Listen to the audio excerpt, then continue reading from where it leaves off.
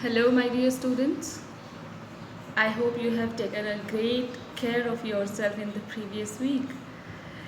And now we are again with your syllabus. So let's begin. We had to discuss the question answers of the chapter The Address. The text was done. So now let's discuss the question and answers of the chapter. So first of all, short questions. Number one is I was in a room I knew and did not know. Why does the narrator say that she was in a room which she knew and yet she did not know? She said this when she was sitting in Mrs. Darling's house, which was actually she was allowed only by her 15 years old daughter. And when she entered, she saw everything around her was actually her, those belongings which she wanted. It was all hers. So she knew the things, but she did not know the place. The second time the narrator went to Mrs. Darling's house, she was taken inside the house by Mrs. Darling's daughter. When the door of the living room was opened to her, she went inside and she was immediately horrified by whatever she saw inside the room. She saw she was horrified looking at all the odd things. The room was full of their belongings which had been taken away by Mrs. Darling at the beginning of the war. She felt she knew the room because it was full of her belongings.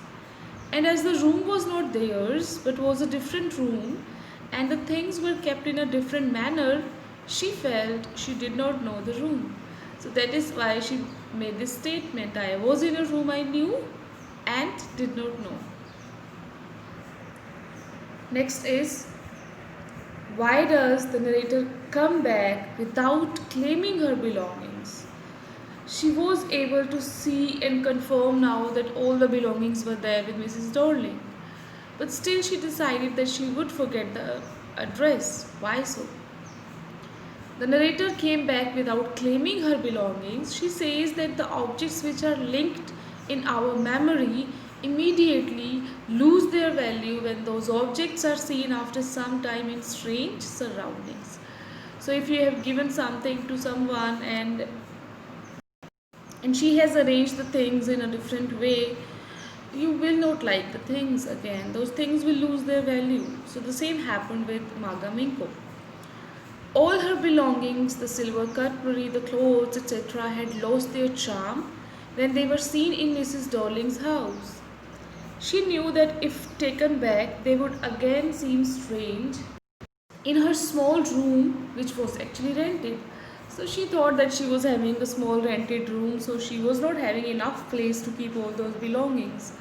Moreover, those belongings were actually, uh, you can say, making her remind the lovely memories which she spent with her mother, and it actually gave her pain. So she decided not to claim the things. Next, for some questions, you are going to have only hints like this. Why did the narrator decide to forget the address number 46 Marconi Street? So, narrator turns up to collect the belongings. They aroused nostalgic feeling, sad feeling, true honor, no more. The true honor was narrator's mother and she was no more. The stored things reminded the uncharitable Mrs. Darling and her own tragic past. So she decided better to forget it. Next is justification of the title. This is a short story which revolves around number 46 Marconi Street. For repeatedly, this address is repeated. Starts with the address where the Jewish family suffer, ends with the narrator forgetting the address. So definitely the whole story revolves around the address. The address is the main thing in here in the chapter. It is there in the beginning, in the middle, and in the end. It is there. The address is there in the past and in the present too. When her mother was alive, she also talked about this address, and in the present, Maga Minko goes twice to this address. So yes, this address, this word can be a suitable title. Now, long questions. Have you come back? Said the woman. I thought that no one had come back. Does this statement give some clue about the story? If yes, what it is? So, first of all, the first part. Have you come back? Said the woman. The sentence uttered by the cruel woman, Mrs. Darling, gives us clinching clues about the story. The story has been set on the aftermath of the destructive Second World War. By the end of the war in 1945, some 60 lakh Jews who were staying in Germany and other territories occupied by the German Nazi forces had been killed systematically by the German Nazi forces led by Adolf Hitler, something which is known as the Holocaust. Hitler and the other like-minded Germans had considered the Jews along with some other races of people as people of inferior racial quality. So all these deaths and all this war and the people who were suffering actually were because of racism. And as enemies and threats to the German society and nation, and that is why they targeted the Jews and robbed them of all human rights and first put them in confinement centers known as ghettos, and from the ghettos they took them to the concentration camps which were built in many places in Germany and other occupied territories, and killed them in millions by putting them in gas chambers and also by other all type of cruel methods. So many of the people were, especially Jews, were died there. When the war ended in the year 1945, some of the Jews got liberated from the concentration camps by the Allied armies, by the joined armies of other countries. The narrator in the story is unmistakably such a survivor of the concentration camps. So, narrator was able to come back. While others from her family had died, others from her family meant only one person, that was her mother. She died, she survived the war and came back in search of her belongings. Maga Minko came back, which had been taken by Mrs. Darling from her mother at the start of the war. By the quoted sentence, Mrs. Darling refers to the Holocaust, saying that she had thought that none of the narrator's family members had been lucky enough to come back.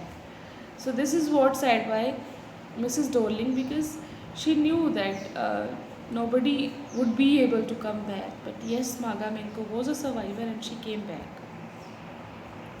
Second long question is the story, the address is divided into pre-war and post-war times. We can see both the times. What hardships do you think the girl underwent during these days? So some value points are: war affects the fortunes of many. Mrs. S and her family left their own town for safety purpose. She died, the daughter returned. Told a tragic story to Mrs. Darling. Before the war, the narrator returns home, finds things missing. Mrs. Darling takes things away.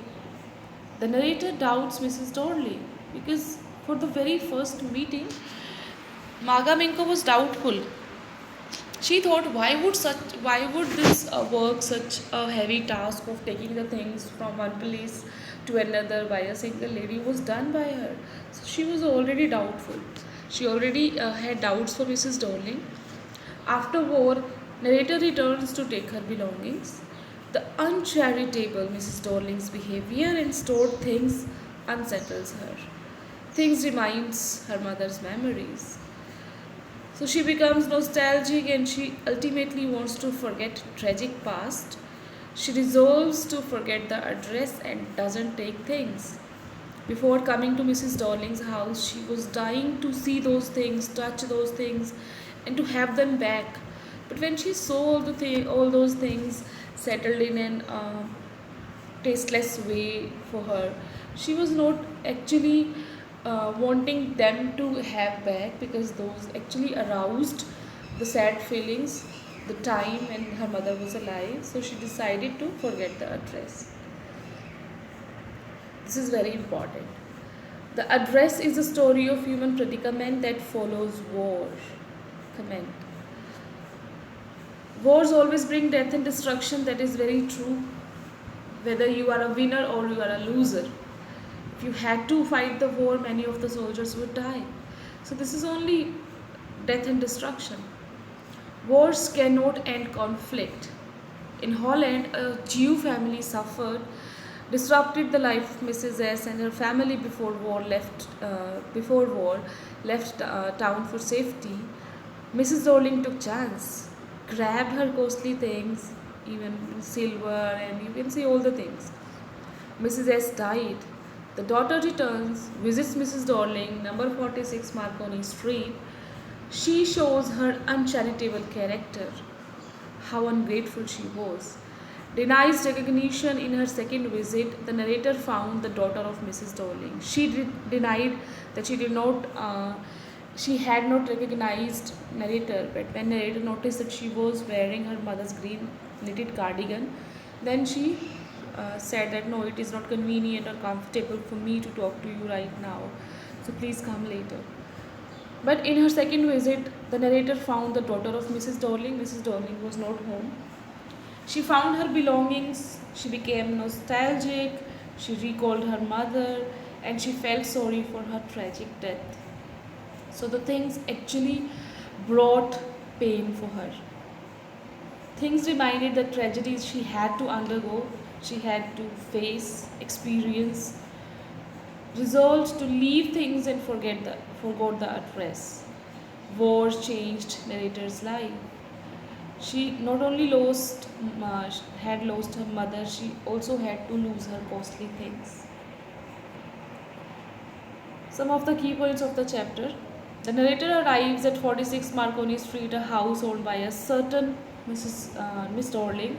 The door is opened a mere inch by a woman who seems not to know the narrator and treats her with cool incivility. However, during the course of the interaction, three important realizations occur. In the first discussion of Mrs. Dorling and narrator, we can realize three things. First, the narrator realizes that she is at the correct address as Mrs. Dorling is wearing her mother's sweater.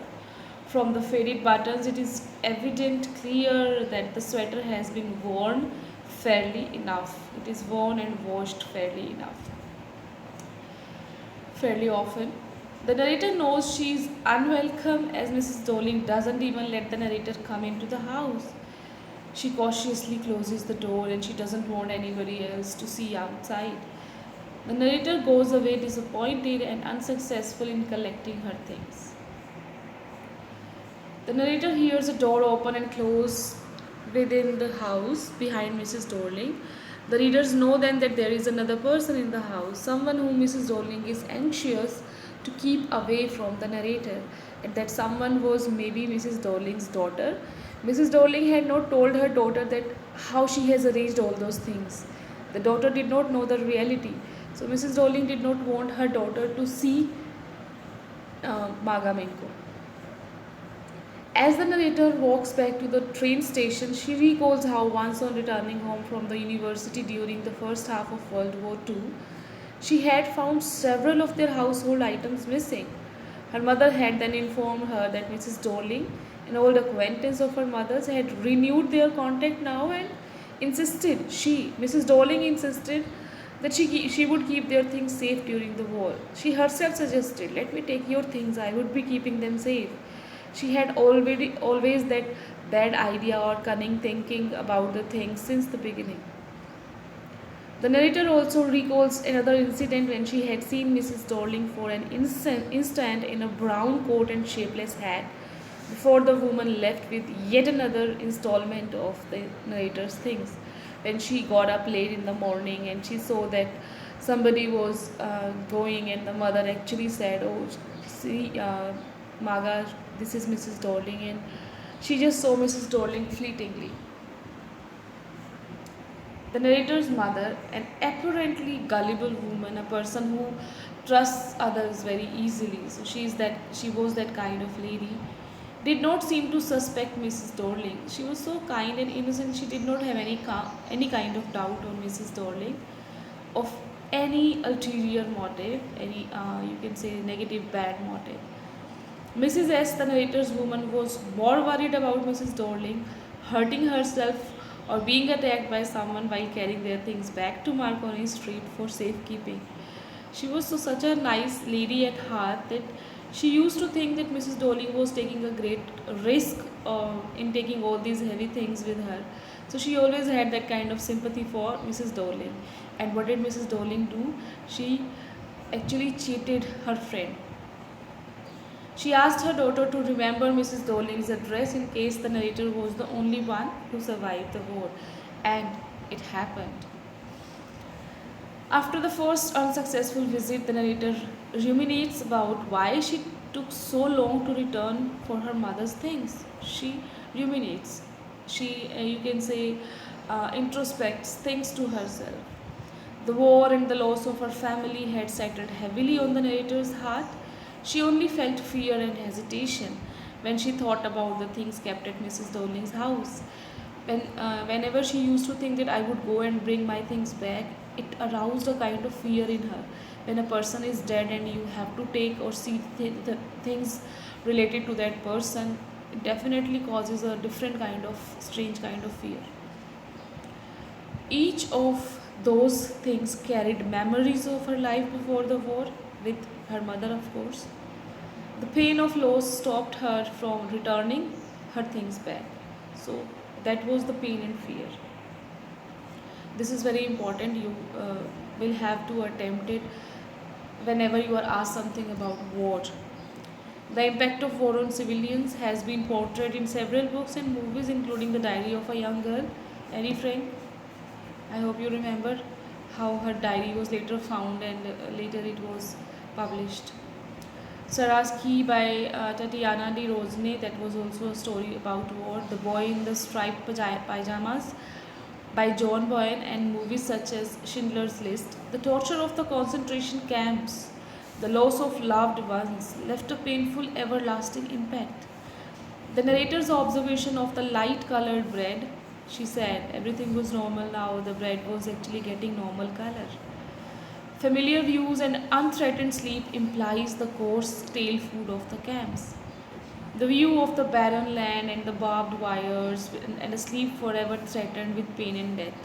So she could only see, this was the scenery outside when she was in concentration camp. After the first failed attempt, the narrator tried to visit Mrs. Darling again. This time the woman was not at home and she was greeted by her 15-year-old daughter. The girl showed off the antiques in her house to the narrators, oblivious to the fact the girl was unknown to the fact, Mrs. Darling's daughter, that they had once belonged to the narrator's own home. Although those things actually were of a narrator's, but she was guiding her to see the things. When the narrator finds that her things had now become part of someone else's life and memories, she decides not to take her things after all. The memories associated with her things were overwhelming. There was no space for such fancy items in the small rented room where she lived now. Everything was now a part of someone else's home and life, creating new memories each day. The visit was actually stressful in the sense that the narrator was finally able to find the strength to move on and felt that of all the memories left behind by the war, the address with her mother's old things would be the easiest to forget. She had to face good memories, bad memories she faced during these times, and what she thought that forgetting these belongings and mother's old things and this address would be the easiest one. These are some of the question banks you have to do in the assignment. First is, what picture of corrupt human mind you find portrayed in the character of Mrs. Darling, and what is your idea about her daughter? What are the character traits of the narrator Magha Minko? Why is that she has been given no name in the story? Nowhere she is called by her name. Short questions. Highlight the pain of loss and frustrations and helplessness in the mind of the narrator. Is the story able to paint the horrible pictures of the inhuman Nazi atrocities on the European Jews during the Second World War? You find out that the narrator managed to come back from somewhere. Where has she managed to come back from? Some hint is there from the Nazi concentration camps, the death camps, gas chambers, from the jaws of death she had returned. Why does the narrator say she knew and did not know the things? What does that mean? The first question we discussed. What changes of normalcy does the story speak about? Like the bread of a lighter color, which was of a darker color for Jews now during the war, etc. So these are the questions you have to do and send me as assignment. Okay, have a nice day.